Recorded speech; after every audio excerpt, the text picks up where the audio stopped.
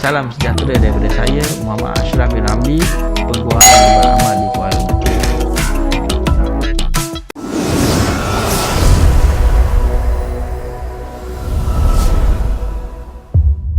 Salam sejahtera kepada rakan-rakan yang berada di luar sana. Pada hari ini, syarikat banyak ditutup. Maka semestinya pekerja-pekerja yang berada dalam syarikat akan ditawarkan dengan VSS ataupun MSSS. Bagi mereka yang mendapat tawaran-tawaran sebegini, semestinya mereka ini akan dikenali sebagai orang kaya baru, kan? Semestinya banyak duit lah. Jadi kita ni akan menjadi satu target kepada pihak-pihak ataupun grup tertentu untuk diajak untuk kita melapor. Jadi hari ini saya ingin berkongsi kepada rakan-rakan beberapa tips sebelum memulakan pelaburan atau masuk ke dalam pelaburan tertentu. Yang pertamanya, kita hendaklah mengenal pasti syarikat ataupun tempat yang kita ingin laburkan tersebut. Paling tidak kita kena tahu nama syarikat tersebut, nombor pendaftarannya, dan kita perlu tahu alamat perniagaannya di mana, bagaimana pula dengan ofisnya, ada wujud ke tak. Selain itu, kita perlu tahu siapakah orang yang mengajak kita, dan kita kena tahu, kita kena hubung kaitkan siapakah orang yang mengajak kita itu. Adakah dia ini tergolong daripada syarikat tersebut, ataupun dia ini adalah merupakan pengusaha syarikat tersebut juga, atau dia ini adalah sekadar ejen semata-mata yang menikmati sebahagian portion daripada pelaburan anda.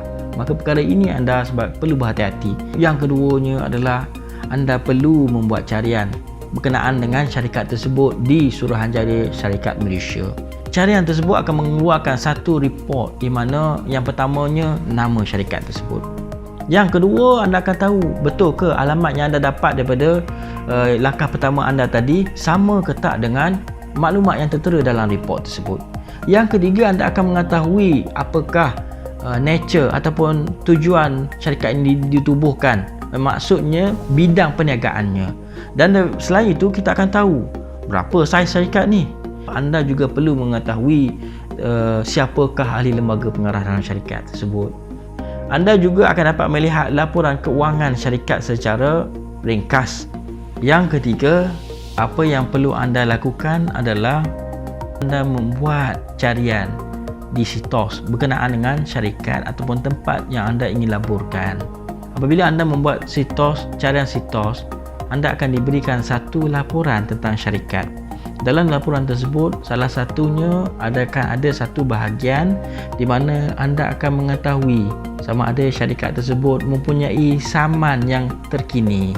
Dalam saman terkini tersebut, anda akan mengetahui jumlah tuntutan daripada pihak yang ketiga terhadap syarikat tersebut. Maka daripada situ kita akan boleh membuat anggaran sama ada syarikat tersebut mempunyai nilai yang baik ataupun nilai yang positif yang dijangka boleh mendatangkan keuntungan kepada pelaburan anda. Yang keempat, anda perlu mengenal pasti tawaran yang diberikan. Bagaimana dengan dividen, bagaimana dengan janji-janji tentang keuntungan, berapa peratus yang anda akan dapat. Selain itu, anda perlu ketahui bagaimana dengan pembayaran tersebut. Maka semua ini anda kena pastikan terlebih dahulu sebelum anda memberikan wang anda kepada orang lain. Dan yang seterusnya, yang kelima, anda kena kenal pasti kedudukan anda sebagai pelabur. Adakah anda datang ingin melabur sekadar untuk anda menjadi untuk menikmati keuntungan semata-mata, ataupun anda ingin terlibat secara tidak langsung dalam urusan syarikat, ataupun yang ketiganya adalah anda ingin melabur dalam syarikat tersebut dan pada masa yang sama anda ingin mengawal selia dari sudut keputusan, dari sudut pentadbiran, dari sudut operasi syarikat.